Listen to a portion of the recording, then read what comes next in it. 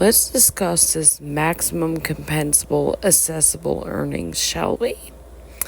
So, underneath the Act, it talks about the payroll of the employer, and the Commission shall base the employer's assessment on this maximum compensable assessable earnings.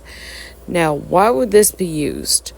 This would be used to max out what the employer is paying, and that should be the only time that this maximum compensable assessable earnings is used.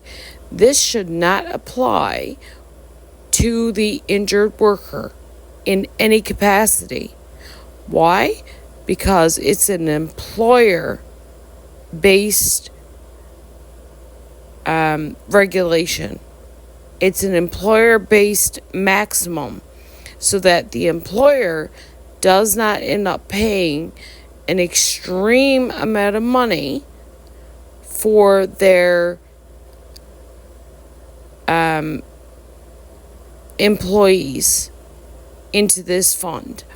So it would, the reason that this would be in there is so that an employer does not end up paying so much extra for, say, one employee that's making $300,000 a year, right? That is what that's in there for. And because it's an assessable earnings and it refers to the employer, it should not be used anywhere else in this legislation for the injured worker. However, they do use it, and they use it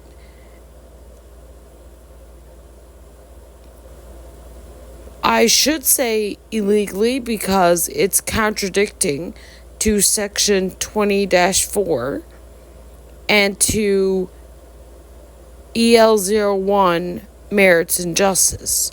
Because if you apply that maximum compensable assessable to any injured worker that's making above it, it's going to cause unfair results.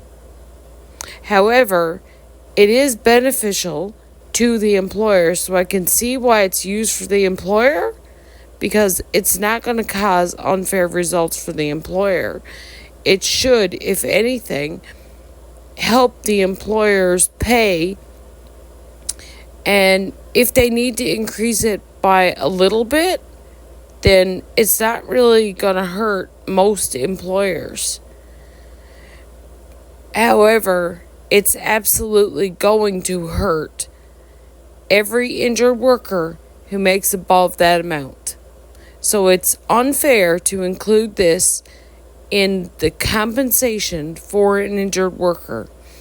And this should have been put into place long ago by recommendations from I believe is the Workers' Comp Independent Review Board or whatever. They make recommendations that should be done to change the legislation to be more beneficial to the injured workers.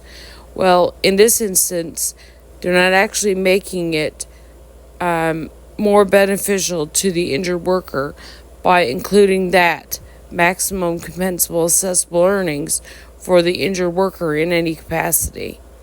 It's causing unfair results for the injured worker, and it should be removed immediately. Lisa Dempster should have it removed immediately from all other sections except for when it comes to the assessments of the employer.